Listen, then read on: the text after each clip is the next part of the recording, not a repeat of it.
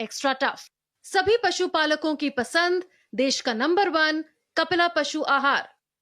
Prestige institute, NAC A++, PIMR Indore, pride of central India.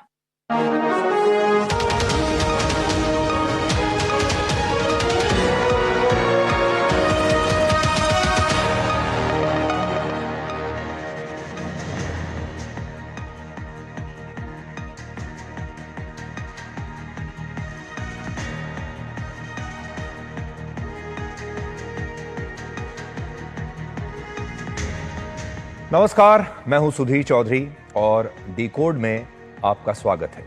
वैसे आज स्वागत जैसा कुछ है नहीं। आज हम आपके सामने एयर इंडिया के विमान हादसे की एक ऐसी खबर लेकर आए हैं जो ना तो मुझे बताने में अच्छी लगेगी और ना ही आपको सुनने में अच्छी लगेगी।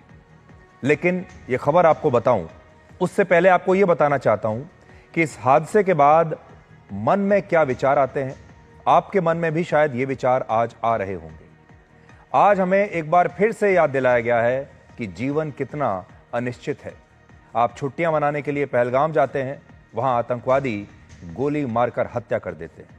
आप बेंगलुरु में आरसीबी की जीत का जश्न मनाने जाते हैं और वहां भगदड़ आपकी जान ले सकती है। आप अपने हॉस्टल में पढ़ाई कर रहे हैं और हवाई जहाज आकर आपके ऊपर गिर जाता है और आप काम या छुट्टी के लिए हवाई यात्रा पर निकलते हैं और आपका विमान दुर्घटनाग्रस्त हो जाता है। यानी मृत्यु कभी भी आपकी जीवन रेखा को काट सकती है। आज हम पूरी कोशिश करेंगे कि आपको इस विमान दुर्घटना के हर पहलू के बारे में बताएं। ये एक बोइंग ड्रीम लाइनर 787 विमान था। ड्रीम लाइनर का मतलब होता है सपनों का विमान, लेकिन आज इस ड्रीम लाइनर ने सैकड़ों परिवारों के सपनों को मिट्टी में मिला दिया। आज हम एयर इंडिया से भी सवाल करेंगे और बोइंग से भी सवाल पूछेंगे। सबसे बड़ी बात यह है कि इतना आधुनिक विमान जिसका सेफ्टी रिकॉर्ड इतना शानदार रहा हो, वो टेक ऑफ करने के कुछ ही मिनटों में, बल्कि सिर्फ 59 सेकंड में क्रैश कैसे हो सकता है, ये बात आज किसी को समझ नहीं आ रही। तो आज ये पूरी गुत्थी हम आपके सामने सुलझाने की कोशिश करेंगे कि ये हुआ कैसे। यकीन नहीं होता। लेकिन सबसे पहले इस पूरी घटना का एक सीसीटीवी वीडियो आया है। एक कैमरा जो एयरपोर्ट के रनवे के पास लगा हुआ था, उसका वीडियो हमारे पास आया है, जिसमें साफ साफ दिख रहा है कि कैसे एयर इंडिया का यह विमान सिर्फ 59 सेकंड में रनवे से उड़ान भरने के बाद क्रैश हो गया। सबसे पहले आप ये वीडियो देखिए, और ये पहली बार है जब इस तरह का वीडियो आया है जिसमें टेक ऑफ से लेकर क्रैश तक आपको सब कुछ दिखाई देगा।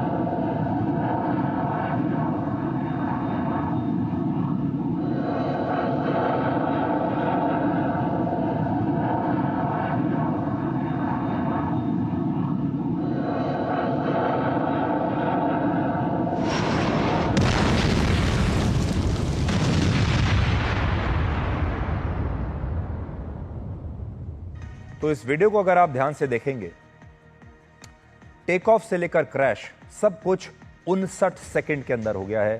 1 मिनट से भी कम में टेक ऑफ हुआ है और क्रैश भी हो गया है। इसीलिए अगर आप ये वीडियो देखें, ये 59 सेकंड का वीडियो हमने आपको दिखाया है। जो खास बात इसमें नजर आती है वो ये है, टेक ऑफ होता है, टेक ऑफ नॉर्मल है, लेकिन टेक ऑफ करने के कुछ ही समय के बाद विमान की पावर जो होती है इंजन की, वो खत्म हो जाती है और विमान ऊपर जाने की बजाय नीचे जाने लगता है। ऐसा लगता है जैसे विमान के इंजन से पावर खत्म हो गई है, उसके अंदर इतनी ताकत नहीं है कि वो अब इस विमान को ऊपर ले जा सके। और उसके बाद आप देखिए, एक कुछ 200, 300, 400 फीट तक ऊपर जाने के बाद ये विमान वापस नीचे आने लगा। ऐसा लगता है जैसे इस विमान के इंजन की जो शक्ति है वो एकदम से खत्म हो गई। इसलिए आज का सबसे बड़ा सवाल है कि यह दुर्घटना आखिर हुई कैसे। जो विमान आज तक किसी देश में कभी क्रैश नहीं हुआ, ये जो ड्रीम लाइनर है 787, ये पहली बार है जब बोइंग ड्रीम लाइनर 787 क्रैश हुआ है। इससे पहले कभी पूरी दुनिया में यह विमान कहीं क्रैश नहीं हुआ।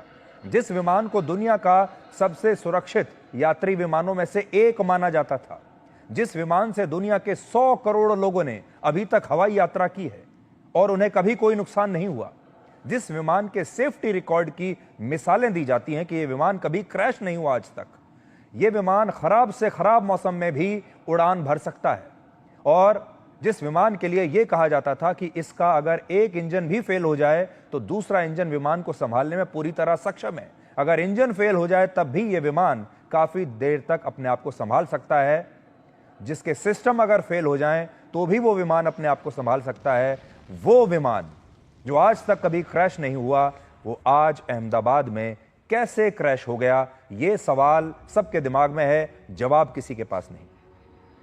ऐसा कैसे हुआ कि टेक ऑफ के बाद विमान के दोनों ही इंजन उसे बचा नहीं पाए। मान सकते हैं कि इंजन फेल हुआ होगा, लेकिन 59 सेकंड में दोनों इंजन फेल हो गए। 59 सेकंड में ऐसी कौन सी चीज हो गई कि इतनी बड़ी खराबी इस प्लेन में आ गई कि विमान बच नहीं पाया। इतना आधुनिक विमान जिसमें एक से एक फीचर्स हैं, लेकिन वो कोई काम नहीं आए और इतने सारे लोगों की जान चली गई सिर्फ 59 सेकंड के अंदर। इस बात पर भरोसा करना बहुत मुश्किल है कि यह घटना सिर्फ एक टेक्निकल फेल्योर के कारण हुई होगी। इस घटना में ऐसा बहुत कुछ दिखता है जो इसे बहुत असामान्य और संदिग्ध बनाता है। पहली बात, जो विमान आज तक क्रैश नहीं हुआ वो हवा में 1 मिनट भी रुक नहीं पाया और टेक ऑफ के बाद इसे जिस ऊंचाई पर पहुंचना चाहिए था उस ऊंचाई तक यह नहीं पहुंच पाया। दूसरी बात, यह सिर्फ 425 फीट की ऊंचाई पर जाने के बाद ही नीचे आने लगा और क्रैश हो गया। तीसरी बात, ऐसा कभी नहीं होता कि टेक ऑफ के बाद विमान के लैंडिंग गियर यानी नीचे जो पहिए लगे होते हैं वो बंद ना हो, लेकिन इस घटना में लैंडिंग गियर टेक ऑफ के बाद बंद नहीं किए गए थे। लैंडिंग गियर यानी पहिए विमान के अंदर नहीं गए थे, बाहर ही थे। चौथी बात, इस फ्लाइट को लंदन के लिए नॉन स्टॉप उड़ना था, इसलिए इसमें 1,20,000 लीटर से ज्यादा ईंधन था, जिससे दुर्घटना के दौरान इस विमान में जबरदस्त विस्फोट हुआ, बहुत बड़ी आग लगी जो आपने देखा होगा। और उसका एक बड़ा कारण यह है कि इसके अंदर लगभग 1.25 लाख लीटर ईंधन था, क्योंकि यह 10 घंटे की लंबी फ्लाइट पर जा रहा था। इसका जो टैंक था वो फ्यूल से भरा हुआ था उस समय, और इसीलिए जैसे ही ये विमान नीचे गिरा आपने देखा कितनी जबरदस्त आग चारों तरफ फैल गई। वो इस ईंधन की वजह से थी। 1,20,000 लीटर ईंधन जो इसके अंदर था, उसकी वजह से भी ये विमान कुछ ही देर में राख हो गया। और पांचवी बात, यह घटना किसी घरेलू फ्लाइट के साथ नहीं बल्कि एक इंटरनेशनल फ्लाइट के साथ हुई है, जिसमें भारत के साथ ब्रिटेन, कनाडा और पुर्तगाल के नागरिक भी इस विमान में सफर कर रहे थे। और इसमें गुजरात के पूर्व मुख्यमंत्री विजय रूपाणी भी लंदन जा रहे थे और उनका भी इस दुर्घटना में निधन हो गया। सोचिए, क्या आपको ये सारी बातें असामान्य नहीं लगती? और आपको ऐसा नहीं लगता कि इस घटना में जरूर कुछ ऐसा हुआ है जो अभी मिसिंग है? कुछ तो चीज है जो अभी हमें समझ नहीं आ रही है, हमें दिखाई नहीं दे रही है, और इसे लेकर कई सवाल खड़े होते हैं।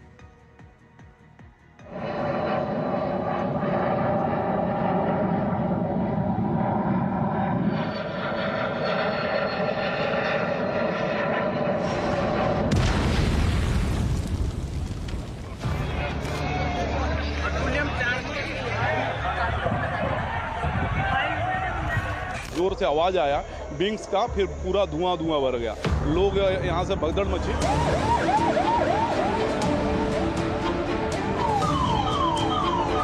वो हमारा भाई है, भाई की बेबी है, भतीजी है मेरी। अभी उनका कुछ पता चल पाया? अब नहीं, कुछ भी नहीं।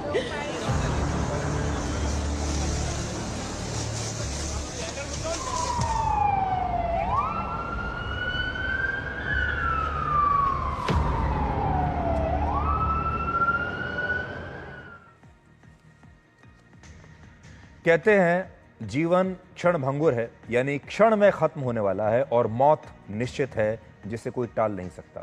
लेकिन इस जीवन और मौत के बीच एक और चीज है जिसे इंसान शायद कभी डिकोड नहीं कर पाएगा, और वो है भगवान का चमत्कार।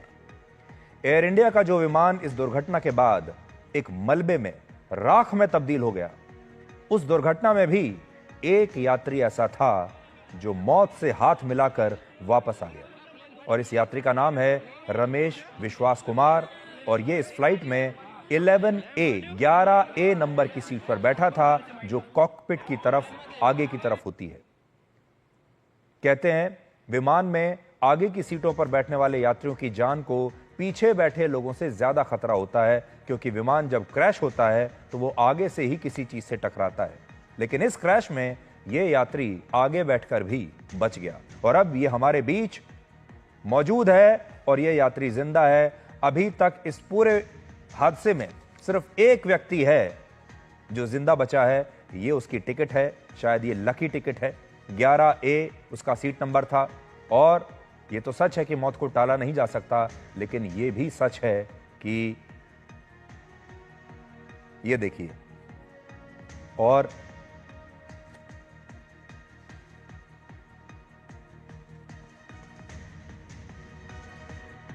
रमेश विश्वास कुमार 11A सीट नंबर, और इनकी तस्वीरें भी हमारे पास हैं, आप देखिए, ये देखिए।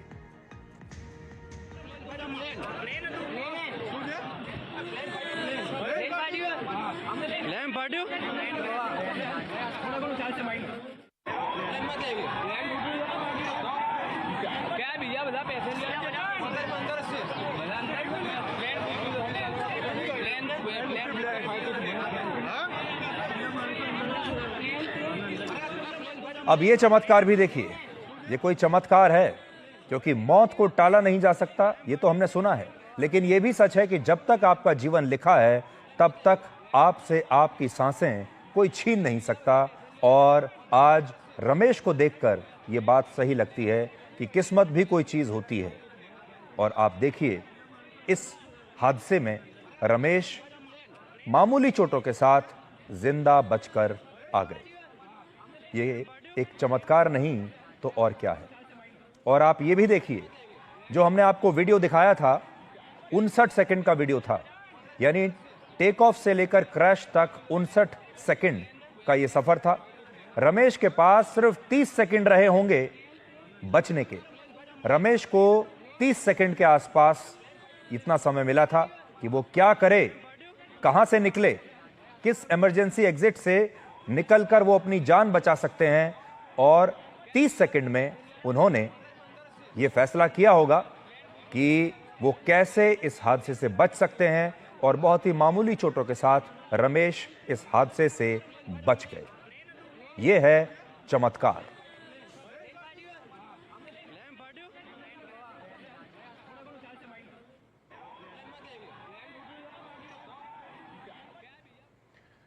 चमत्कार तो हमने आपको दिखा दिया, लेकिन ऐसा चमत्कार सबके साथ नहीं हुआ, ऐसी किस्मत सबकी नहीं थी।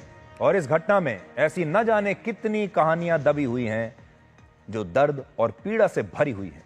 इस दुर्घटना में ब्रिटेन के जिन नागरिकों की मौत हुई, उनमें से 2 नागरिकों ने इस घटना से ठीक पहले इसी एयरपोर्ट पर एक वीडियो बनाया, फ्लाइट में बैठने से पहले, और इसमें उन्होंने कहा था गुड बाय इंडिया, यानी अलविदा भारत। और इन लोगों को यह उम्मीद थी कि वो कुछ ही घंटों में लंदन पहुंच जाएंगे, लेकिन ऐसा हो नहीं सका। और आज ये दोनों ही हमारे बीच हैं, हमारे बीच नहीं हैं, और इन्होंने जो गुड बाय कहा वो इनके जीवन का आखिरी गुड बाय साबित हुआ।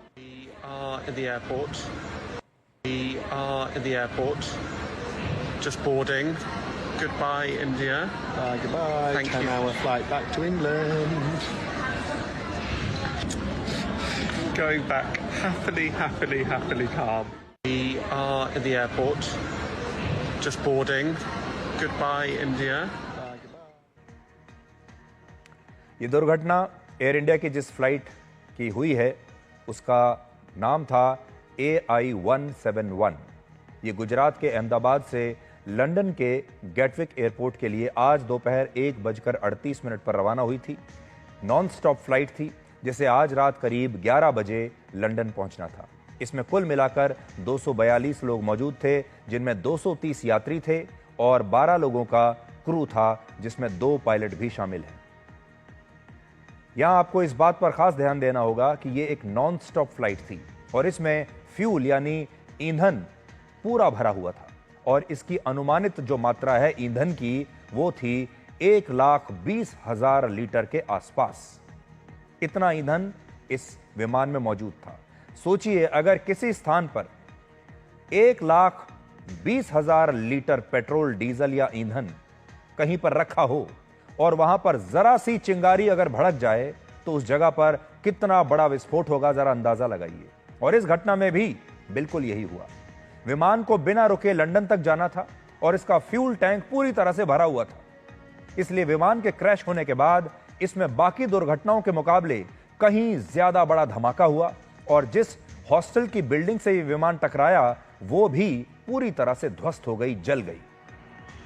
यह एयरपोर्ट के पास मौजूद एक सरकारी मेडिकल कॉलेज का हॉस्टल था जिसका नाम है बीजे मेडिकल कॉलेज और इस हॉस्टल में ट्रेनी डॉक्टर्स रहते थे और एयरपोर्ट अथॉरिटी का कहना है कि टेक ऑफ के बाद यह फ्लाइट इसी हॉस्टल की बिल्डिंग के साथ क्रैश हो गई। अगर आप इन तस्वीरों को ध्यान से देखेंगे तो इनमें आपको इस विमान का नोज कॉन बिल्डिंग के ढांचे में धंसा हुआ नजर आएगा। यहां आपको बहुत सारे लोगों को यह बात समझ में नहीं आ रही है कि अगर यह विमान रनवे से उड़ान भर चुका था तो यह एयरपोर्ट की बाउंड्री वॉल पर मौजूद इस हॉस्टल में आखिर कैसे क्रैश हो गया। तो ये वो इमारत है जिसके ऊपर यह विमान गिरा है। विमान के कुछ हिस्से आप इस बिल्डिंग के अंदर फंसे हुए भी देख पाएंगे। यहां आपको यह समझना होगा कि रनवे से उड़ान भरने के बाद जिस हाइट या ऊंचाई पर इस विमान को होना चाहिए था, उस ऊंचाई पर यह विमान पहुंच ही नहीं पाया। टेक ऑफ के बाद यह विमान अधिकतम 425 फीट ऊपर ही पहुंच पाया। इसकी जो ऊंचाई थी वो 425 फीट के आसपास थी और यह ऊंचाई 2 कुतुब मीनार की ऊंचाई के बराबर है या उससे भी कम है। 2 कुतुब मीनारों की हाइट से भी कम है और ऐसी आशंका है कि 425 फीट की ऊंचाई पर पहुंचने के बाद इसमें कोई टेक्निकल खराबी आई और टेक ऑफ के सिर्फ कुछ ही सेकंड के अंदर यह विमान क्रैश हो गया। इससे यह पता चलता है कि यह विमान उड़ान के दौरान नहीं बल्कि टेक ऑफ के दौरान ही क्रैश हुआ है। ऊपर तो यह पहुंच ही नहीं पाया, यह ठीक से टेक ऑफ नहीं कर पाया और इससे पहले कि ठीक टेक ऑफ होता यह विमान गिर गया।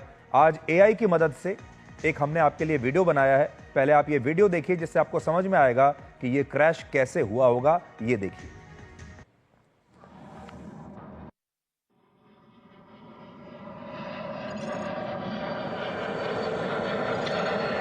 Good afternoon, ladies and gentlemen. This is your captain speaking. Mayday! Can you read me? Over. This isn't an emergency. Can you read me? Mayday! Can you read me? Over.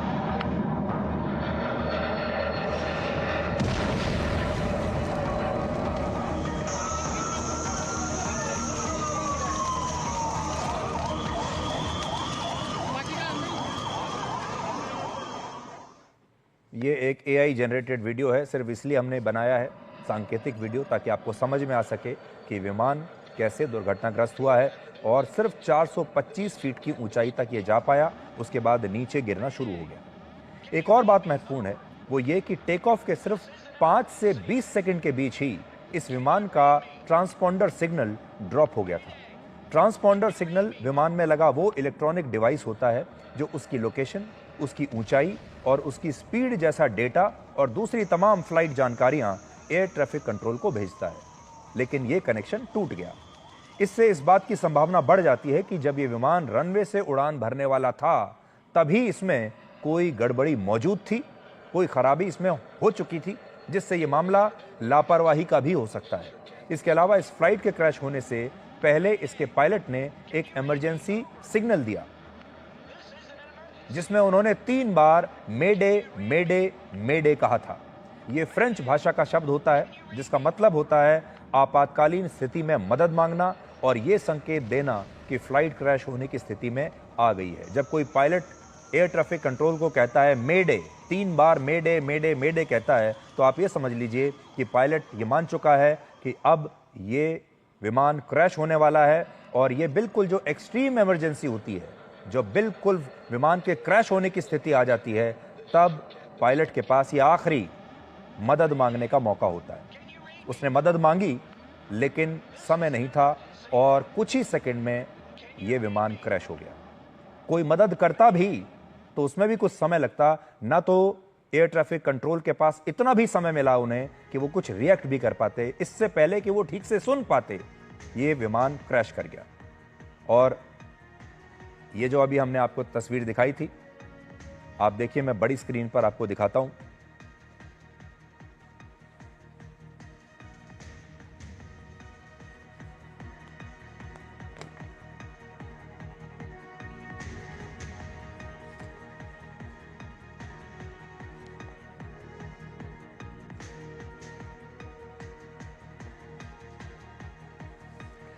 इस तरह की घटनाओं में खराब मौसम को कई बार दोषी मान लिया जाता है। तो अभी आपको हम ये बताते हैं कि मौसम आज कैसा था। तो आप देखिए, खराब मौसम आज बिल्कुल नहीं था। इस मामले में मौसम आज बिल्कुल साफ था और विजिबिलिटी की कोई समस्या नहीं थी। विजिबिलिटी लगभग 6 किलोमीटर की थी। तापमान था 37 डिग्री सेल्सियस के आसपास। समय दोपहर का था। तेज धूप के कारण आसमान भी पूरी तरह साफ था और एक्सपर्ट्स का कहना है कि ये मौसम की वजह से ऐसा कुछ नहीं हो सकता। इसमें यह मौसम किसी भी फ्लाइट के लिए सबसे ज्यादा अनुकूल माना जाता है और इस दौरान मौसम की वजह से तो यह हादसा नहीं हो सकता। यानी मौसम बिल्कुल साफ था। इस घटना का बड़ा कारण यही हो सकता है कि टेक ऑफ के दौरान विमान में कोई टेक्निकल फेलियर हुआ हो और ये फॉल्ट जो है ये कैसे हुआ, अब ये बड़ा सवाल है। अगर ये विमान टेक ऑफ करने के बाद हवा में क्रैश होता तो यह माना जा सकता था कि यात्रा के दौरान विमान में कोई गड़बड़ी आ गई होगी फ्लाइट के बीच में। लेकिन क्योंकि इस मामले में रनवे से टेक ऑफ करते वक्त ही इसका ट्रांसपोंडर सिग्नल ड्रॉप हो गया और 59 सेकंड में तो टेक ऑफ से लेकर और क्रैश तक सब कुछ खत्म हो चुका था। इस बात की आशंका ज्यादा है कि टेक ऑफ से पहले ही विमान में कोई गड़बड़ी आ चुकी थी जिसकी ठीक से जांच नहीं की गई। हालांकि अहमदाबाद की एयरपोर्ट अथॉरिटी और directorate general of civil aviation ने अब तक इन कारणों की पुष्टि नहीं की है और उनकी तरफ से यही कहा गया है कि अभी इसकी जांच की जाएगी। इस तरह की जो दुर्घटनाएं होती हैं उनकी एक दिन में जांच होती भी नहीं है, लंबा समय लगता है। जब जांच होगी तो पता चलेगा कि क्या हुआ। असल में दुनिया के किसी भी कोने में जब कोई विमान टेक ऑफ के दौरान क्रैश होता है, उसमें सबसे बड़ी वजह यह मानी जाती है कि उड़ान भरने से पहले उस विमान की सही तरीके से जांच नहीं की गई। इस प्रक्रिया को प्री फ्लाइट चेक कहते हैं, जिसमें पहला पड़ाव डेली मेंटेनेंस चेक का होता है। इसमें उड़ान से पहले इंजीनियर और टेक्निकल स्टाफ विमान की पूरी तरह से जांच करते हैं। इसमें विमान के फ्यूल सिस्टम से लेकर उसकी लाइट्स, विंग्स, सबको चेक किया जाता है और यह परीक्षण एक बार नहीं बल्कि अलग अलग चरणों में कई बार होता है। दूसरा पड़ाव होता है वॉक अराउंड इंस्पेक्शन का, जिसमें पायलट या को पायलट खुद विमान के चारों तरफ जाकर हर हिस्से का खुद निरीक्षण करते हैं और इसमें लैंडिंग गियर, विंग्स के control surface, engine intakes, door यानी उसके जो दरवाजे हैं विमान के, बाहरी पैनल, सब कुछ चेक किया जाता है। तीसरा पड़ाव होता है कॉकपिट चेक्स। इसमें पायलट और को पायलट मिलकर चेकलिस्ट के अनुसार सभी सिस्टम्स को ऑन करके उनकी जांच करते हैं। पूरे कॉकपिट में जितने भी उनके पास सिस्टम्स हैं सबकी जांच की जाती है और इसमें flight control, communication system, GPS, fuel level, auto pilot system, alarm और वार्निंग लाइट्स जैसे जो यंत्र होते हैं उन सब की जांच होती है। और चौथे पड़ाव में विमान का फ्यूल चेक किया जाता है। पांचवें पड़ाव में पायलट या को पायलट एयर ट्रैफिक कंट्रोलर से मौसम की जानकारी लेते हैं। मौसम कैसा है, हवा की गति किस ओर है, कितनी है, और इसके बाद फ्लाइट को रनवे पर आने की इजाजत मिलती है। और आखिर में जब विमान रनवे की तरफ बढ़ता है तब ब्रेक्स, स्टीयरिंग और ग्राउंड मूवमेंट सिस्टम की भी जांच की जाती है। और अंत में रनवे पर पहुंचने से पहले एयर ट्रैफिक कंट्रोलर से फाइनल टेक ऑफ की परमिशन ली जाती है और इस दौरान विमान में जरा सी भी गड़बड़ी का अगर शक हो जाए तो फिर टेक ऑफ को टाल दिया जाता है। सोचिए ये विमान उड़ान भरने से पहले इतनी सारी प्रक्रियाओं से, इतनी सारी जांच से गुजरा होगा और बाद में इसने टेक ऑफ किया होगा, लेकिन इसके बावजूद उड़ान भरते ही इसमें खराबी आ गई और ये विमान क्रैश हो गया। आज हमने एक और तरीके से आपको बताने की कोशिश की है। मैं बड़ी स्क्रीन पर आपको दिखाता हूं कि ये विमान किस लोकेशन पर और कैसे चेक हुआ, कैसे क्रैश हुआ है। देखिए, ये अहमदाबाद का रनवे है एयरपोर्ट का। यहाँ से इस विमान ने उड़ान भरी और उड़ान भरने के थोड़ी ही देर के बाद, कुछ ही सेकंड में, ये एक बिल्डिंग के ऊपर जाकर क्रैश हो गया। यहाँ से आपको समझ में आया होगा कि विमान सीधा चला है रनवे की तरफ। रनवे से इसने टेक ऑफ किया है और 425 फीट तक ये ऊंचा गया। इसने 425 फीट की हाइट ली और उसके बाद ये विमान नीचे आना शुरू हो गया और थोड़ी ही दूर आगे जाकर एक हॉस्टल था मेडिकल कॉलेज का, और उस इमारत के ऊपर जाकर यह विमान गिर गया। हमारे देश में हवाई यात्रियों से यह कहा जाता है कि उन्हें अपनी फ्लाइट से 3 घंटे पहले एयरपोर्ट पर पहुंच जाना चाहिए, क्योंकि एयरपोर्ट पर बहुत सारे सिक्योरिटी प्रोटोकॉल होते हैं, सिक्योरिटी चेक्स होते हैं। फ्लाइट का भी एक प्री चेक होता है। लेकिन सोचिए, अगर लोग तो 3 घंटे या 4 घंटे पहले एयरपोर्ट पर आ जाते हैं, लेकिन इसके बावजूद सिक्योरिटी चेक में लापरवाही के आरोप लगने लगे हैं, तो वो क्या करेंगे? इस मामले में एक आशंका यह भी है कि टेक ऑफ से पहले इस विमान के प्री फ्लाइट चेक की प्रक्रिया में लापरवाही हुई होगी, जिससे इतना बड़ा हादसा हो सकता है। हालांकि हमें अब भी इसमें काफी कुछ मिसिंग लग रहा है। ये कोई घरेलू फ्लाइट नहीं थी। इसके प्री फ्लाइट चेक में ऐसी लापरवाही जो है ना तो घरेलू फ्लाइट में होनी चाहिए और ना ही अंतर्राष्ट्रीय फ्लाइट में होनी चाहिए। लेकिन अंतर्राष्ट्रीय फ्लाइट में और ज्यादा समय लिया जाता है, घरेलू फ्लाइट में भी समय लिया जाता है, लेकिन अंतर्राष्ट्रीय जो फ्लाइट है, ये ऐसी फ्लाइट थी जिसमें 169 लोग भारत के थे, 53 लोग ब्रिटेन से थे, 7 लोग पुर्तगाल से थे और 1 नागरिक कनाडा का था। बहुत सारे लोग इस बात से भी हैरान हैं कि एक इंटरनेशनल फ्लाइट के साथ ऐसी दुर्घटना हो गई और इसके पीछे क्या कोई और कारण भी हो सकता है। असल में इंटरनेशनल फ्लाइट्स में इस तरह की लापरवाही होने की संभावना ना के बराबर होती है, और अगर इनमें भी कोई फ्लाइट नॉन स्टॉप हो तो इसे तो लगभग असंभव सा माना जाता है। लेकिन इसके बावजूद यह दुर्घटना हुई और आज पूरी दुनिया इसके बारे में बात कर रही है। सबसे बड़ी बात यह कि इस फ्लाइट के जो पायलट और को पायलट्स थे वो बहुत अनुभवी थे। इनमें मुख्य पायलट का नाम था कैप्टन सुमित सबरवाल, जिनके पास 8,200 घंटे की उड़ान का अनुभव था। वो एक LTC पायलट थे। LTC का मतलब होता है लाइन ट्रेनिंग कैप्टन, और ये रैंक उन्हीं पायलट्स को मिलती है जो नए पायलट्स को ट्रेनिंग देते हैं। इतने सीनियर पायलट थे। जो पायलट इतना अनुभवी था, उससे कोई चूक कैसे हो सकती है, और कैसे ये विमान टेक ऑफ करते ही क्रैश हो गया? दूसरे को पायलट का नाम था क्लाइव कुंदर, और वो इस फ्लाइट के फर्स्ट ऑफिसर थे। उनके पास भी 1100 घंटे की उड़ान भरने का अनुभव था, यानी दोनों ही अच्छे खासे अनुभवी पायलट्स थे। रात का समय नहीं है, बारिश नहीं हो रही है, मौसम बिल्कुल ठीक है। इससे भी बड़ी बात यह कि जो विमान क्रैश हुआ उसे दुनिया का सबसे सुरक्षित विमान माना जाता है। यह अमेरिका की मशहूर कंपनी बोइंग का विमान है, और इस विमान को कहते हैं बोइंग 787-8 ड्रीम लाइनर। इसे दुनिया का सबसे सुरक्षित यात्री विमान माना जाता है, जो आज तक एक बार भी क्रैश नहीं हुआ। तो सोचिए, यह विमान पहली बार क्रैश हुआ है जब से इस विमान को बनाया गया है, इंट्रोड्यूस किया गया है बोइंग द्वारा। यह इसका पहला क्रैश है और वो हुआ है भारत में।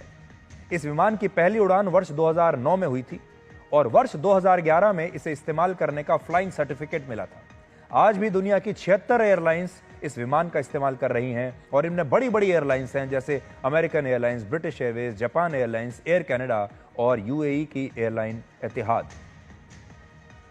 बोइंग के अनुसार यह विमान इतिहास का सबसे ज्यादा बिकने वाला वाइड बॉडी पैसेंजर प्लेन है, और इसमें अब तक 100 करोड़ से ज्यादा यात्री सफर कर चुके हैं। और इस घटना से पहले तक इन 100 करोड़ यात्रियों को इस विमान में सफर करते हुए कभी कोई नुकसान नहीं पहुंचा।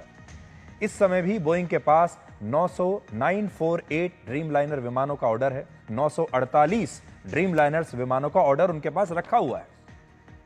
आप सोचिए, 948, 948, लगभग 1000 मान सकते हैं। 950 विमानों के ऑर्डर पर यह कंपनी बैठी है, जिन्हें आने वाले समय में ये डिलीवर करेंगे, और इनमें भी 20 विमान एयर इंडिया ने खरीदे हैं। इस विमान को इसलिए इतना सुरक्षित माना जाता है क्योंकि ये डबल इंजन विमान है। इनमें एक इंजन खराब होने पर भी ये विमान दूसरे इंजन पर आसानी से उड़ान भरता है। ये नॉन स्टॉप 13,530 किलोमीटर की दूरी तय कर सकता है। इसका विंग स्पैन 60 मीटर का है और इसकी लंबाई 57 मीटर है और इसमें एक बार में 248 लोग यात्रा कर सकते हैं। और आज भी इसने अपनी पूरी क्षमता के साथ उड़ान भरी थी, जिसमें 242 लोग मौजूद थे। इसके अलावा जिन लोगों को ऐसा लगता है कि एयर इंडिया पुराने ड्रीम लाइनर्स का इस्तेमाल कर रहा है, पुराने विमानों का इस्तेमाल कर रहा था और इस वजह से यह हादसा हुआ, तो वो लोग गलत सोच रहे हैं।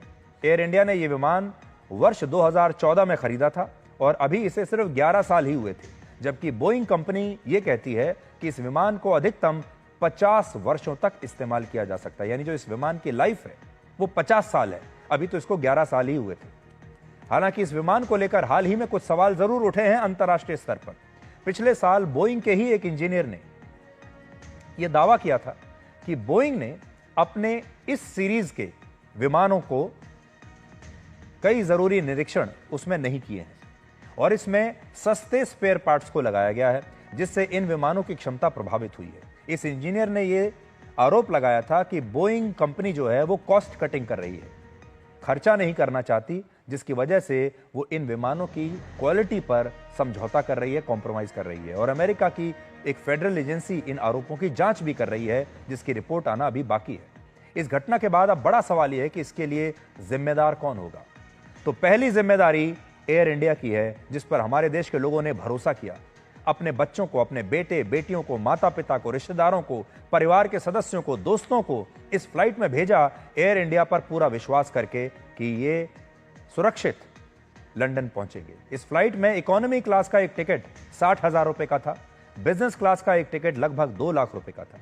अगर एयर इंडिया लोगों से एक टिकट का इतना पैसा ले रही है, तो क्या यह उसकी जिम्मेदारी नहीं कि वो अपने यात्रियों की सुरक्षा को सुनिश्चित कर सके। इसलिए आज बड़ा सवाल एयर इंडिया से पूछा जाना चाहिए। एयर इंडिया का नाम इसमें जरूर खराब होगा, एयर इंडिया की बदनामी जरूर होगी और जितने परिवार इस हादसे में बर्बाद हुए हैं, वो सारे परिवार आज इंतजार कर रहे हैं कि एयर इंडिया उन्हें क्या बताता है कि यह दुर्घटना कैसे हुई। तो पहली जिम्मेदारी एयर इंडिया की बनती है। ये सारे लोग एयर इंडिया पर विश्वास करके इस फ्लाइट में जा रहे थे। दूसरी जिम्मेदारी बनती है बोइंग कंपनी की, जिसने इस विमान को बनाया था। यानी एक कंपनी जो इस विमान का संचालन कर रही है और दूसरी कंपनी जिसने इस विमान का निर्माण किया है। बोइंग कहती है कि यह दुनिया का सबसे सुरक्षित विमान है और वो इसे 2000 करोड़ रुपए से ज्यादा में बेचती है। एक विमान की कीमत 2000 करोड़ से भी ज्यादा की है। लेकिन अगर इस घटना में उसके विमान के दोनों इंजन फेल हो गए और दावे के मुताबिक टेक ऑफ के बाद विमान के लैंडिंग गियर भी जो है अंदर नहीं गए, तो इसके लिए बोइंग को सामने आकर अपनी जिम्मेदारी लेनी होगी और हर सवाल का जवाब बोइंग को देना पड़ेगा। आज भी इस घटना के बाद बोइंग के शेयर्स 8% गिर गए हैं और बोइंग को भारी नुकसान हुआ है। इस कंपनी का कहना है कि वो एयर इंडिया के संपर्क में है और हर प्रकार की सहायता के लिए बोइंग तैयार है और बोइंग ने घटना पर गहरा दुख जताया है।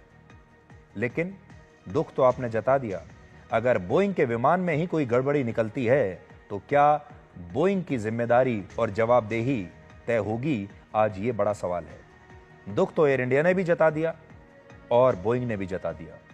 एयर इंडिया ने कहा कि हम कॉम्पनसेशन के तौर पर 1-1 करोड़ रुपया देंगे जिन लोगों की जान चली गई। लेकिन आप सोचिए उन परिवारों पर आज क्या बीत रही होगी जिन्होंने अपने रिश्तेदारों को, अपने परिवार के सदस्यों को, अपने माता पिता को, अपने भाई बहनों को, अपने बच्चों को, अपने पति को, अपनी पत्नी को इस दुर्घटना में खो दिया।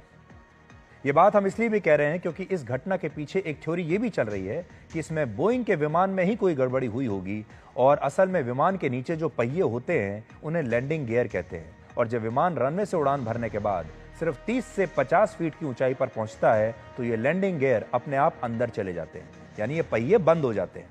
लेकिन आज ऐसा नहीं हुआ। हो सकता है कि इसके कारण विमान के पायलट ने विंग्स की फ्लैप पोजीशन को जल्दी बदल दिया हो, जिससे विमान अपना बैलेंस खो बैठा हो और एक ही मिनट के अंदर क्रैश हो गया। एक और थ्योरी यह है कि यह क्रैश बर्ड हिट के कारण भी हो सकता है, क्योंकि पक्षी के टकराने से भी विमान का इंजन कई बार फेल होता है। हालांकि दोनों इंजन एक साथ फेल हो जाएं, इसकी संभावना बहुत कम है।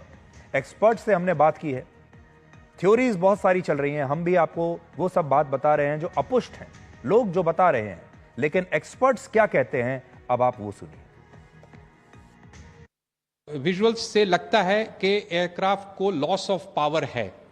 वो लॉस ऑफ पावर एक इंजन में है या दोनों इंजन में है, ये कहना बहुत डिफिकल्ट होगा, लेकिन जो भी पावर था that was not sufficient to keep the aircraft flying. उसको तो ये जो लॉस ऑफ पावर है, अगर हम इसको दो भाग में डिवाइड करें तो एक तो है टेक्निकल के इंजन के मैल फंक्शन। बहुत रेयर है कि दोनों इंजन का लॉस ऑफ पावर साइमल्टेनियसली हो। दूसरा है जैसा कि वो हडसन रिवर वाले में हुआ था, loss of power on both engines हुआ था, but that was due to bird strike के वजह से हुआ था, दोनों इंजन लॉस हो गए थे। ये इंजन एयरबस 320 से बहुत बड़ा है और बर्ड हिट से भी दोनों इंजन का स्ट्रेट अवे एक साथ खत्म होना in 1 minute duration is very rare. So it's very difficult to say कि टेक्निकल फॉल्ट ऐसा क्या हो सकता है जो कि दोनों इंजन के पावर को लॉस करेगा। क्या इतने बड़े बर्ड एक्टिविटी वहां पर थे? वैसे अहमदाबाद एयरपोर्ट में बर्ड्स बहुत हैं, लेकिन क्या वो इतने ज्यादा थे कि एयरबस बोइंग 787 जैसे जहाज के दोनों इंजन को एक साथ खत्म कर सकता है? Quite unlikely, but that is one of the possibility. अभी खबर यह है कि पायलट ने मेडे कॉल दिया था। इसका मतलब यह है कि जो भी फेलियर था वो पायलट के कॉकपिट में दिखा था। अगर वो दिखा था दैट मीन्स कि वो टेक्निकली उसमें वो फॉल्ट नजर आया और उसको ये लोग कॉम्बैट करते हुए एयरबॉर्न हुए। जो चीज़ मुझे नहीं समझ में आ रही है कि उनका लैंडिंग गियर क्यों डाउन था और क्या फ्लैप्स के पोजीशन वही थे जिस पे कि परफॉर्मेंस कैलकुलेट किया गया था।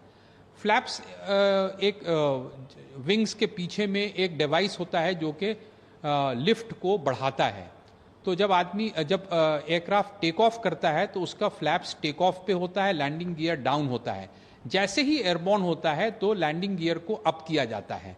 वो 30 से 50 फीट के ऊपर में लैंडिंग गियर को अप करने की कार्यवाही 50 फीट से ऊपर से शुरू हो जाती है। और इस केस में लैंडिंग गियर डाउन है। पॉसिबिलिटी के एयरक्राफ्ट का engine power loss was detected before hand. अब टेक्निकल फॉल्ट के साथ अगर कोई मिक्सअप ऑफ पायलट एक्शन हुआ है कॉकपिट में तो वो सीवीआर और एफडीआर ही बताएगा।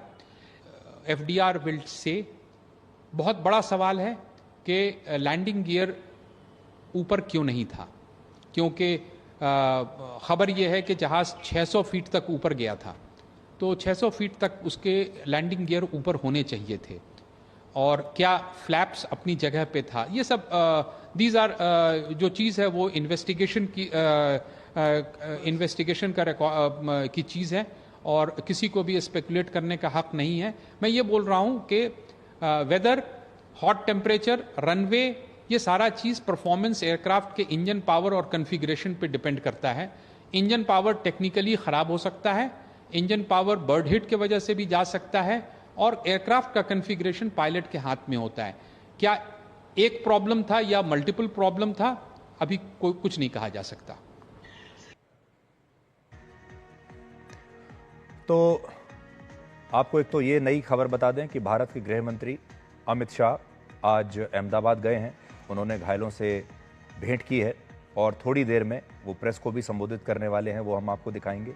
लेकिन इस दौरान भारत के प्रधानमंत्री नरेंद्र मोदी ने भी इस घटना पर गहरा दुख जताया है और उन्होंने कहा है कि इस दुखद घटना को शब्दों में बयान नहीं किया जा सकता और वो उन सभी लोगों से लगातार बात कर रहे हैं जो अहमदाबाद में मौजूद हैं और इस घटना के बाद रेस्क्यू के काम में जुटे हुए हैं।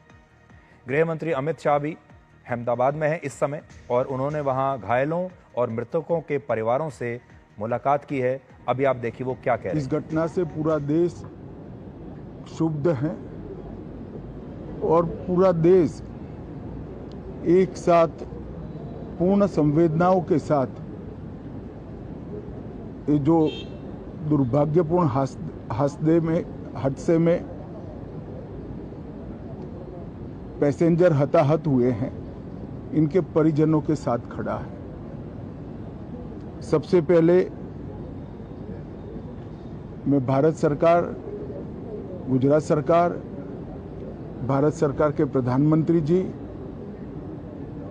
और गुजरात सरकार की ओर से भी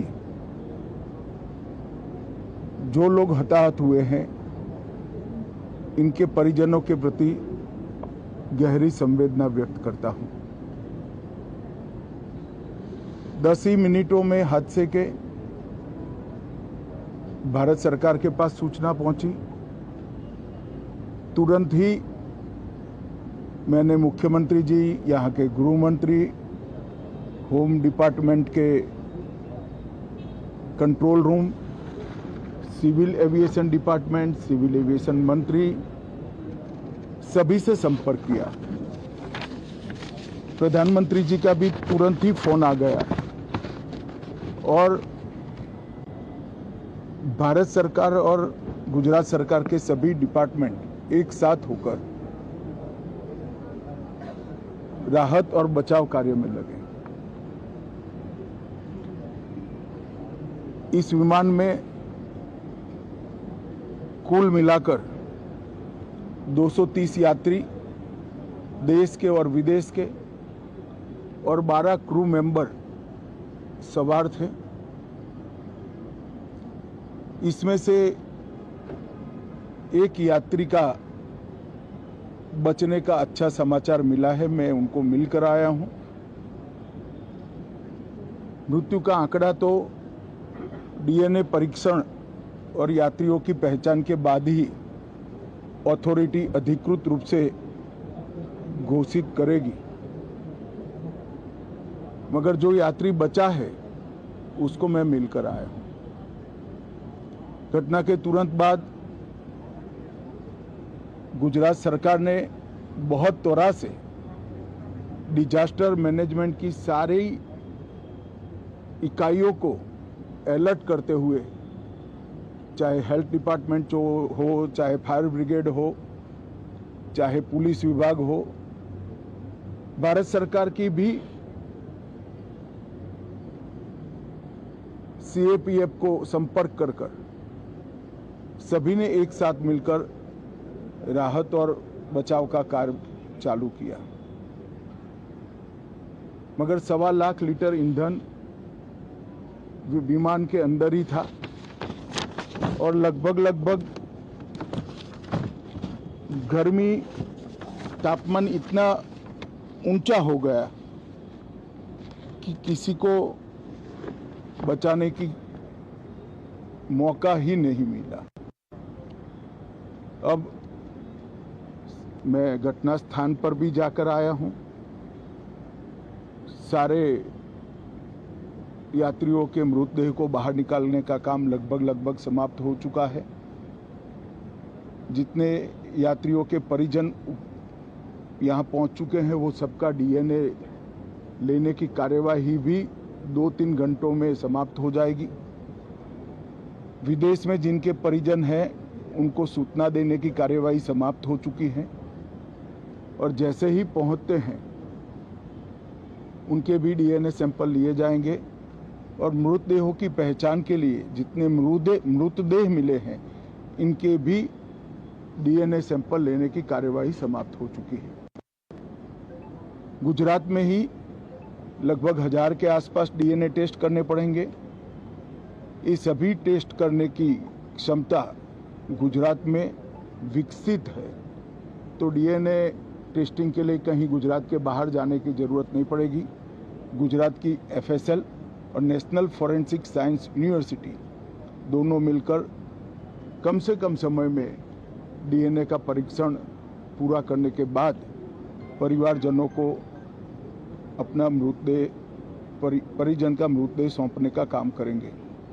उनके रहने की सुविधा, उनकी सांत्वना की सुविधा, जिनको मेडिकल प्रॉब्लम ट्रॉमा के कारण हुए, इनकी मेडिकल की सुविधा, ये सारी व्यवस्था बहुत सुचारू रूप से हो चुकी है। अभी रिव्यू मीटिंग में सारी व्यवस्थाओं को हम सब मंत्रियों ने साथ में मिलकर देखा है। एविएशन डिपार्टमेंट ने अपनी जांच शुरू कर दी है और जांच तेजी से आगे बढ़े, इसके लिए भी एविएशन मंत्री जी ने सूचनाएं दी है। मैं फिर से एक बार राहत काम में जिन जिन एजेंसियों ने त्वरा के साथ बचाव और राहत का काम किया, वो सभी का धन्यवाद करना चाहता हूं। और फिर से एक बार जिन्होंने अपने परिजनों को गंवाया है, हताहत हुए हैं, वो सभी को मनपूर्वक संवेदनाएं व्यक्त करता हूं। मैं एक बात जरूर कहना चाहता हूं कि ये एक्सीडेंट है, एक्सीडेंट को कोई रोक नहीं सकता, परंतु 365 दिन 24 घंटा इस तरह की घटना के लिए प्रशासन का जो अलर्टनेस है,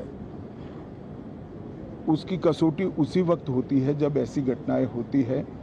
और आज गुजरात के डिजास्टर मैनेजमेंट की तैयारियों का एक प्रकार से दुर्भाग्यपूर्ण तरीके से मगर कसौटी हुआ और बहुत त्वरा के साथ यहाँ पर काम किया गया, वो पूरे देश के मीडिया के सामने और परिजनों के सामने भी आया है।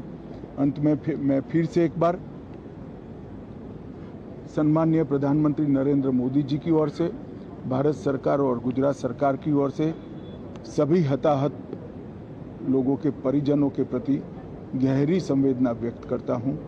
धन्यवाद।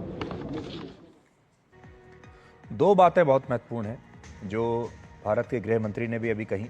एक तो जो बात हम आपको पहले बता रहे थे कि इस विमान में लगभग 1.25 लाख लीटर ईंधन मौजूद था, और जब ये विमान क्रैश हुआ तो इतने सारे ईंधन के साथ इसमें ज़बरदस्त प्रकार से आग लगी, और आसपास उस आग की वजह से तापमान इतना बढ़ गया कि किसी को भी बचाने के लिए कोशिश भी अगर कोई करे तो वहाँ जा नहीं सकता था। और ये हो सकता है, ये एक बड़ी संभावना है कि बहुत सारे लोग जब ये विमान गिरा होगा तब हो सकता है उस समय बच भी गए हों, चोट से तो बच गए होंगे, लेकिन उसके आसपास जो आग लगी, जो तापमान इतना बढ़ गया, जो ये धमाका हुआ, उसकी वजह से बड़ी संख्या में जो लोग हैं वो जल गए होंगे। ये एक बड़ी संभावना इसमें नजर आती है, यानी बचने का जरा भी मौका मिला ही नहीं होगा। दूसरी खास बात यहां यह है कि गुजरात प्रधानमंत्री नरेंद्र मोदी और गृह मंत्री अमित शाह दोनों का गृह राज्य है, और ये दुर्घटना गुजरात में हुई है। इस दुर्घटना में गुजरात के एक पूर्व मुख्यमंत्री की भी मृत्यु हुई है, और इसीलिए आपने देखा होगा कि सरकार जो है वो लगातार संपर्क में थी। जो बचाव कार्य वहाँ पर किए गए हैं वो भी तुरंत किए गए हैं, और अमित शाह इस समय अहमदाबाद में हैं, वो मिल रहे हैं उन लोगों से जो कि इसमें घायल हुए, देखिए, और जो मृतक हैं उनके परिवारों से भी वो जाकर मिले हैं।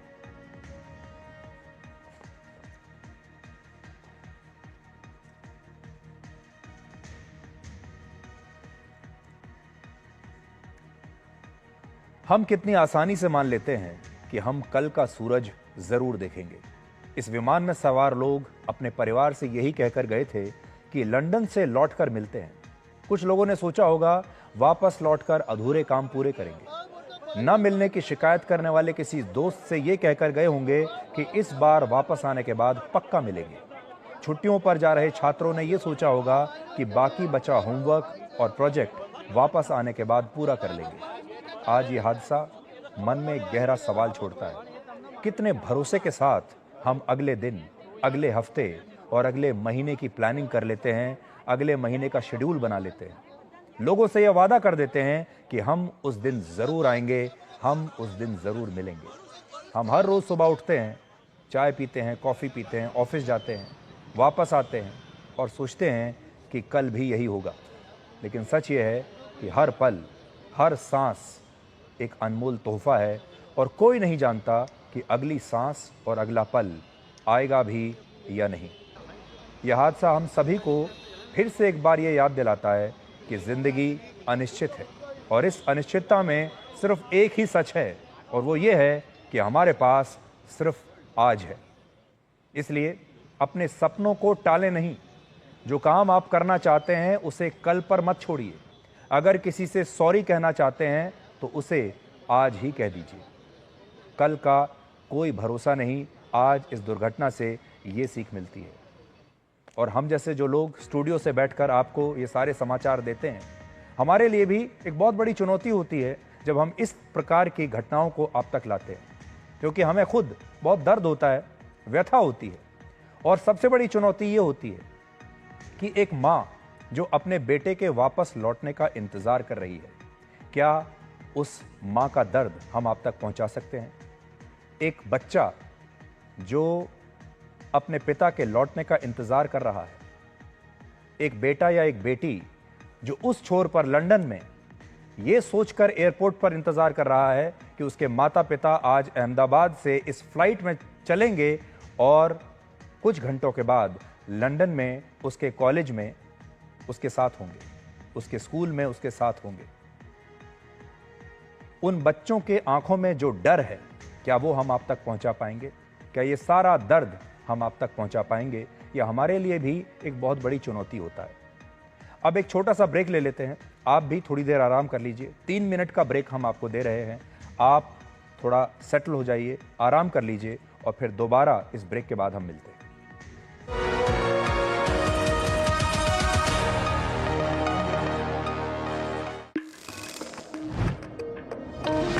कौन है जो देश की वायरिंग को सेफ बनाता है? कौन है जो देश की वायरिंग को इको फ्रेंडली बनाता है? कौन है जो जोड़े देश को?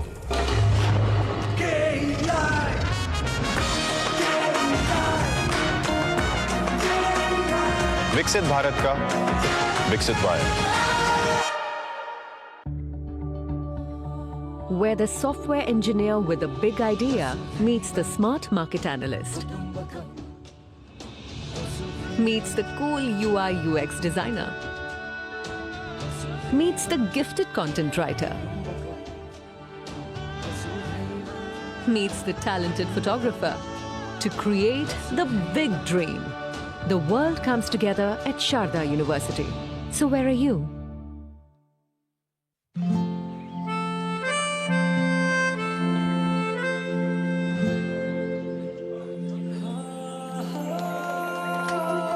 जब अपनों का साथ हो तभी होता है शुभारंभ।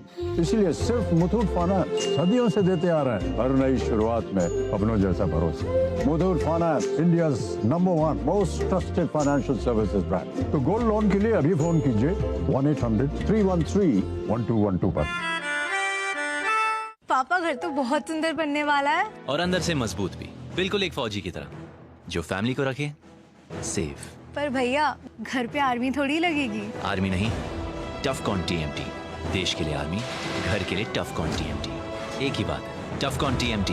अब इंडिया बनेगा एक्स्ट्रा टफ। इस देश की हर माँ, बच्चे, बूढ़े, जवान, खिलाड़ी, डॉक्टर, इंजीनियर, सबको गाय भैंस की दूध की शक्ति पर भरोसा है। पर जब इन पशुओं को कपिला पशु आहार मिलेगा, तभी तो दूध सिर्फ ज्यादा ही नहीं, शक्ति से भरपूर भी होगा। कपिला पशु आहार, देश का नंबर 1 पशु आहार। Become a proud Prestigian. Pursue BBA and MBA at PIMR Indore. Get 100% placement support. Industry-focused curriculum. Shaping leaders since 1994. Join PIMR Indore. This is no ordinary sky. This is where legends are born. Clear to space transition. Roger. Engaging heat. In the vast expanse above, the Indian Air Force reigns. Unseen, unstoppable, unmatched.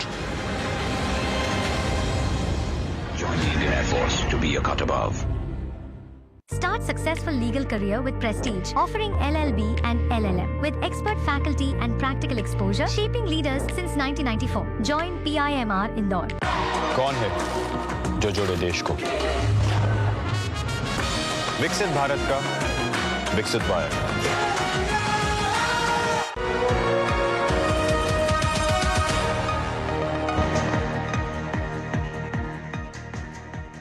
अब जल्दी से आखिर में आपको ये बताते हैं कि अगर हम सेफ्टी रिकॉर्ड देखें अलग अलग देशों का, क्योंकि बहुत सारे पश्चिमी देश आज भारत के बारे में भी बात करेंगे कि भारत में इतनी बड़ी दुर्घटना हो गई है, तो ज़रा देखिए कि सेफ्टी रिकॉर्ड किस देश का कैसा है। वर्ष 1945 से लेकर 2022 के बीच सबसे ज्यादा विमान हादसे हुए हैं अमेरिका में, जिनकी संख्या है 864। इसके बाद रशिया में 539, कनाडा में 191, ब्राजील में 190, ब्रिटेन में 110, जबकि हमारे देश भारत में इन 77 वर्षों में 95 विमान हादसे हुए हैं। इसलिए ये दुर्घटना दुर्भाग्यपूर्ण तो है, इसकी जांच जरूर होनी चाहिए, लेकिन इसके लिए भारत को बदनाम करना सही नहीं होगा। और एक बात और, जब रतन टाटा जीवित थे तब वर्ष 2021 में टाटा ग्रुप ने एयर इंडिया को भारत सरकार से खरीदा था और उस समय एयर इंडिया की घर वापसी हुई थी, क्योंकि एयर इंडिया पहले टाटा ग्रुप के पास ही था। इसलिए आज अगर रतन टाटा की आत्मा ऊपर से इस हादसे को देख रही होगी तो उन्हें बड़ी तकलीफ हुई होगी। पिछले 4 वर्षों में टाटा ग्रुप ने एयर इंडिया का काफी विस्तार किया है। उन्होंने इसी कंपनी बोइंग से नए विमान खरीदने का सौदा किया। कई नए इंटरनेशनल और डोमेस्टिक रूट्स पर एयर इंडिया ने अपनी सेवाएं शुरू की और इससे एयर इंडिया का मार्केट शेयर भी बढ़ा है। लेकिन अब इस घटना से उनकी चुनौतियां बहुत बढ़ जाएंगी। टाटा ग्रुप ने इस दुर्घटना में जान गंवाने वाले हर यात्री के परिवार को 1 करोड़ रुपए देने की घोषणा की है। घायलों के इलाज का पूरा खर्च और बीजे मेडिकल कॉलेज के हॉस्टल के पुनर्निर्माण का पूरा खर्च भी अब टाटा ग्रुप उठाएगा। लेकिन इस सब के बाद भी एयर इंडिया को आज बहुत सारे सवालों के जवाब देने पड़ेंगे। और जैसा हमने आपको कहा, सवाल 2 ही लोगों से बनते हैं। एक है बोइंग, जिसने इस विमान का निर्माण किया था, और दूसरा है एयर इंडिया, जो इस विमान का संचालन कर रहा था, जो इस विमान की मेंटेनेंस कर रहा था। और ऐसा कैसे हो सकता है कि इतना आधुनिक विमान वो इस प्रकार से क्रैश हो जाए। और ऐसा लगता है कि पहली नज़र में कि ये विमान से पहले, उड़ान से पहले कहीं ना कहीं किसी से कोई ना कोई चूक जरूर हुई है। तो आज के लिए डिकोड में इतना ही। अब आपसे हमारी अगली मुलाकात होगी कल रात 9 बजे। तब तक आप खुश रहिए, सुरक्षित रहिए, स्वस्थ रहिए। और घर से निकलकर वापस घर लौटना भगवान का ऐसा आशीर्वाद है जिसे लोग कभी आंकते ही नहीं। नमस्कार।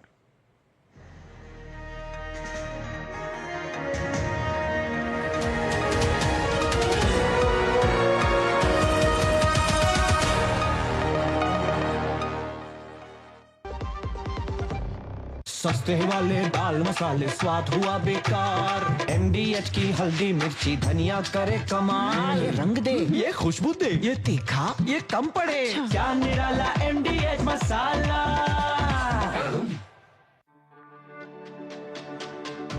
मेरी